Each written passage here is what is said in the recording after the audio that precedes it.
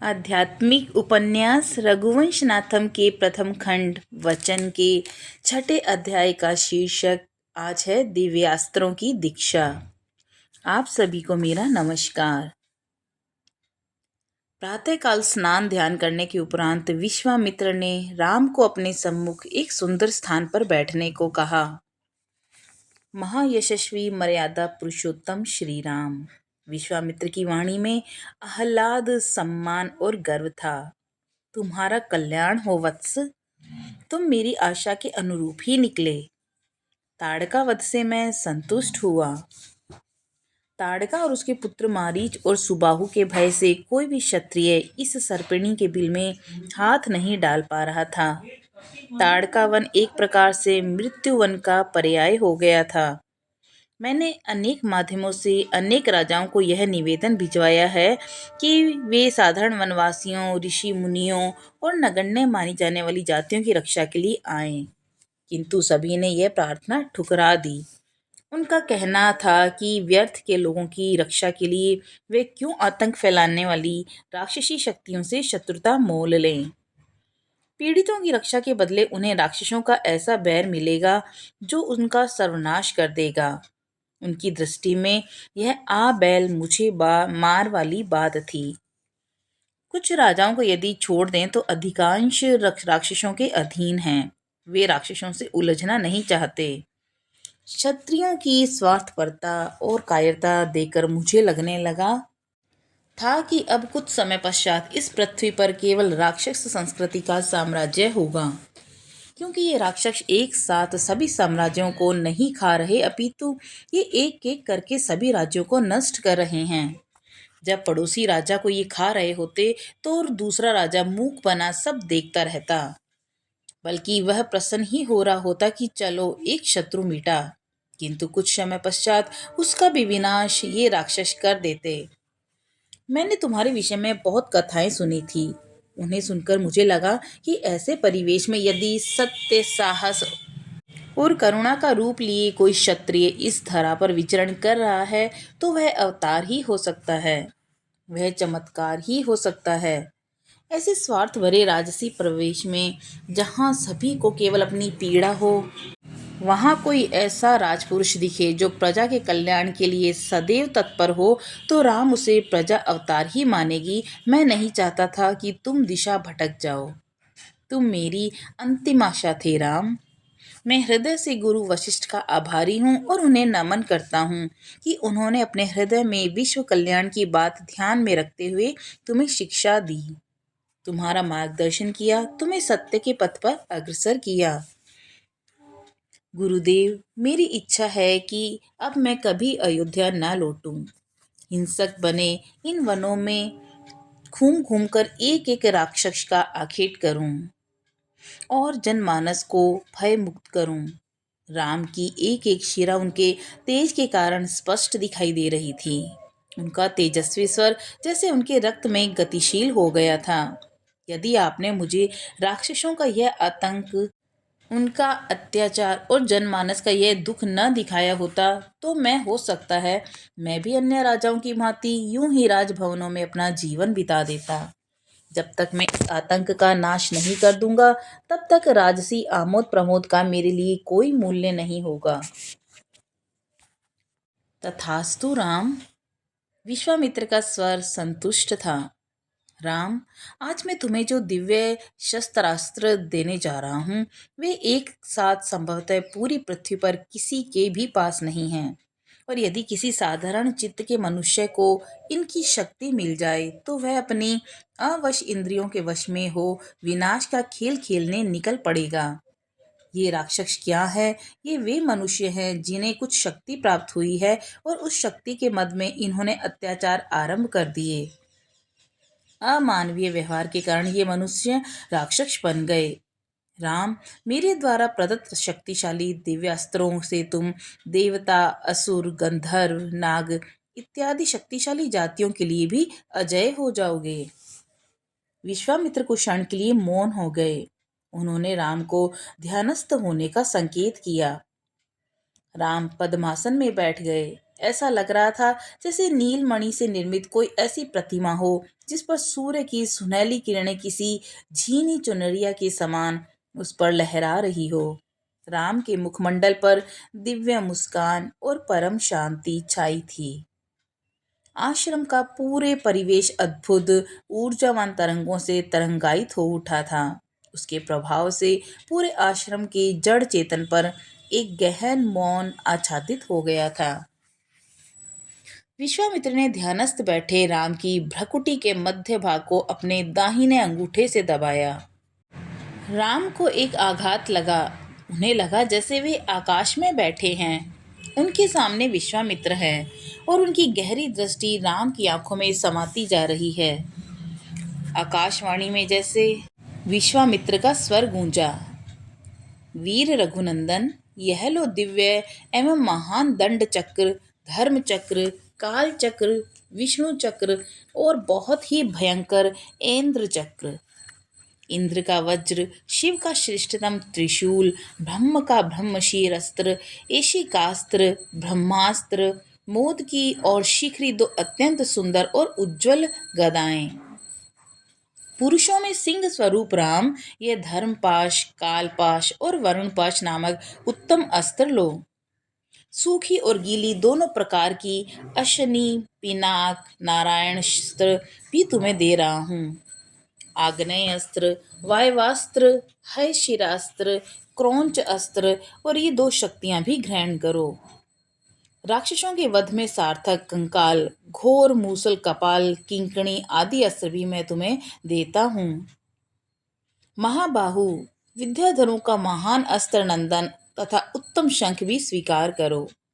गंधर्वों का सम्मोहन अस्त्र, प्रस्वापन, प्रशमन, सौम्य, वर्षण, शोषण, संतापन, विलापन, कामदेव का दुर्जय अस्त्र मादन, गंधर्वों का मानवास्त्र, पिशाचों का मोहनास्त्र भी ग्रहण करो। तामस महाबली, सौमन, संवृत, दुर्जय, मौसल, सत्य और महामाय उत्तम अस्त्र, सूर्य देव का तेज प्रभा अस्त्र भी तुम्हें अर्पित है। सोम देवता का शिशिर अस्त्र, विश्वकर्मा का अत्यंत दारुण अस्त्र, मनु का शीतेशु अस्त्र। राम, ये सभी अस्त्र इच्छानुसार रूप धारण करने वाले तथा महान बल से संपन्न, साथ ही साथ उदार भी हैं। तुम्हें इन्हें आत्मसात करो। कुछ और महान अस्त्र भी लो। सत्यवान, सत्यकीर्ति, दृष्ट, सरभस, प्रतिहारतर, प्रांगमुख, अवांगमुख, लक्ष्य, अलक्ष्य, दृढ़नाभ, सुनाभ, दक्षाप, शतवक्त्र, दशशीर्ष, शतोदर, पदम्भनाभ, महानाभ, दुदुम्बनाभ, स्वनाभ, ज्योतिष, शकुन, नैराश्य, विमल, दैत्यनाशक, योगंधर, विनिद्र, शुचिबाहु, महाबाहु, निष्कली, विरुच, सार्चिमाली, धृतिमाली और व्रतिमान, रुचिर, पित्रय, सोमनस, विद्युत, मकर, परवीर, रति, धन, धान्य, कामरूप, कामरुचि, मोह, आवरण, जृंभक, सर्पनाथ, पंथान और वरुण, ये सभी अस्त्र प्रजापति कृष्यव के पुत्र हैं और परम तेजस्वी हैं। इन्हें ग्रहण करो। विश्वामित्र का स्वर क्षण भर को मौन में गया और फिर जैसे उन्होंने कोई दिव्य जप आरंभ किया। राम प्रत्यक्ष अनुभव कर रहे थे कि विश्वामित्र द्वारा प्रदत्त ये सभी दिव्यास्त्र अपने मूर्तिमान शरीर के साथ दिव्य तेज लिए भासित हो रहे थे। कोई अंगारे के समान था, कोई काले धूम के समान था, कुछ सूर्य और कुछ चंद्रमा के प्रकाश के समान प्रकाशित थे। सशरीर उपस्थित होकर ये दिव्यास्त्र राम से हाथ जोड़कर विनम्र मधुर वाणी में बोले, पुरुष सिंह, हम सब आपके दास हैं। परम उदार रघुनंदन, हम सदैव आपकी सेवा में हैं। आज्ञा कीजिए, हम आपके लिए क्या करें। आप सभी मेरे हृदय में निवास करें। आवश्यकता होने पर मेरी सहायता हेतु उपस्थित होते रहें। राम ने अपने हाथों से उन दिव्यास्त्रों का स्पर्श किया। स्पर्श करते ही वे शरीरधारी दिव्यास्त्र राम की परिक्रमा कर उनके हृदय में समाते गए। राम की आंखें खुली तो उन्होंने देखा कि सामने विश्वामित्र नहीं थे।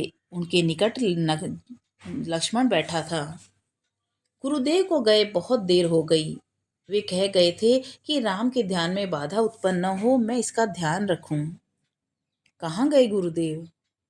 कह गए हैं कि संध्या से पहले ही लौट आएंगे और कल प्रातःकाल वे हमें कहीं लेकर जाएंगे। लक्ष्मण राम को निहारते हुए बोला, मैं आपके चारों ओर किन्हीं तरंगों को अनुभव कर रहा था। आपकी मुख मुद्रा ऐसी थी मानो आप ध्यान में किसी से संवाद कर रहे हो। आपके चारों ओर एक आभा मंडल था जिसमें एक अलौकिक सुगंध झर रही थी। मैंने उस सुगंध को अनुभव किया। उस सुगंध की यदि मैं किसी से उपमा देना चाहूं तो नहीं दे सकता। वह सुगंध अब तक की अनुभव की गई इहलौकिक सुगंधों से पार थी। उसे मैं पारलौकिक सुगंध ही कहना उपयुक्त समझता हूँ। लक्ष्मण ने अपनी ओर मुस्कुराकर देखते हुए राम से कहा, भाई, आपके साथ जो घटना घटी उसका वर्णन करके आप भी मुझे उसका अमृत पान कराइए। लक्ष्मण, आज मैं दीक्षित हुआ। राम ने अपने कमल नयनों से लक्ष्मण को निहारा। राम के द्वारा इस प्रकार निहारते ही लक्ष्मण निहाल हो गया। उसे लग रहा था कि राम के द्वारा इस प्रकार निहारने के बाद उसके सभी प्रश्न गिर गए हैं। उसके मन के किसी भी कोने में कहीं भी किसी भी प्रकार का कोई प्रश्न रहा ही नहीं। वह अनुभव कर रहा था कि विश्वामित्र द्वारा राम को समाधिस्थ अवस्था में दिव्यास्त्रों की दीक्षा देने के उपरांत राम के स्वर में अद्भुत दिव्यता गूंज रही थी। वह ये स्पष्ट देख और अनुभव कर पा रहा था कि यह राम और दीक्षा से पहले वाले राम में बहुत गुणात्मक अंतर आया है।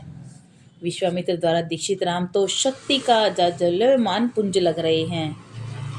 विश्वामित्र के समान संसार का कल्याण चाहने वाला तेजस्वी महापुरुष संभवतः पूरी धरती पर और न होगा। राम का स्वर धन्यता से भरा था।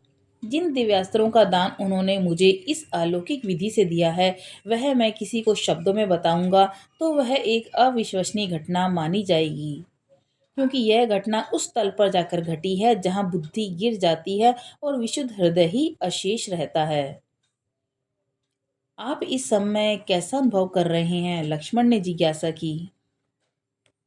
लग रहा है मैं शक्ति रूप परमात्मा हो गया हूँ, किंतु साथ ही साथ मैं स्वयं को अति साधारण मानव राम भी अनुभव कर रहा हूँ। मैं दोनों एक साथ हूँ, साधारण भी और असाधारण भी, सगुण भी निर्गुण भी, विराट भी लघु भी, आदि भी अंत भी। इस समय मेरे हृदय में प्रेम और करुणा का महासागर उमड़ रहा है। लग रहा है जैसे समूचे जगत का निर्माता मैं ही हूँ और इनके समस्त दुखों सुखों का उत्तरदायी भी मैं हूँ। सारा जगत मेरा ही पसारा है।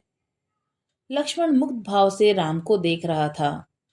लगा जैसे राम ऊर्जा के शिखर से यह घोषणा कर रहे हैं। उसे लगा कि राम के भीतर से जैसे परमात्मा स्वयं बोल रहा हो। राम तो जैसे किसी दिव्य जगत में समाधिस्थ हैं और लक्ष्मण ने ध्यान से राम को देखा। राम के रोम रोम से एक अद्भुत आभा और ऊर्जा उठ रही थी। लक्ष्मण ने आगे बढ़कर राम को नमस्कार किया। राम ने लक्ष्मण को अपने हृदय से लगा लिया। लक्ष्मण को ऐसा लगा जैसे कि वह राम हैं और राम लक्ष्मण हैं। लक्ष्मण और राम दो नहीं अपितु एक ही हैं। उनके हृदय में राम के शब्द गूंज रहे थे कि लक्ष्मण बाहर विचरता मेरा प्राण है। दीक्षा के बाद राम ने जो अनुभव किया था, इस समय उस सारी घटना को लक्ष्मण देख रहा था कि किस प्रकार प्रत्येक दिव्यास्त्र दिव्य देह धारण करके राम को नमस्कार करता हुआ उनके हृदय में उनके आदेश की प्रतीक्षा में सजगता से खड़ा है। वह राम के प्रति कृतज्ञता से भरा जा रहा था। यदि वे उसे अपने साथ न लाते तो वह वंचक होकर रह जाता। अभी तक की इस यात्रा में उसे जो मिला उससे उसने जाना है कि अभी तक तो वह कुछ भी नहीं जानता था और जानने को कितना कुछ शेष है। उस शेष को पाने के लिए ही वह उत्कंठित है। जय श्री राम।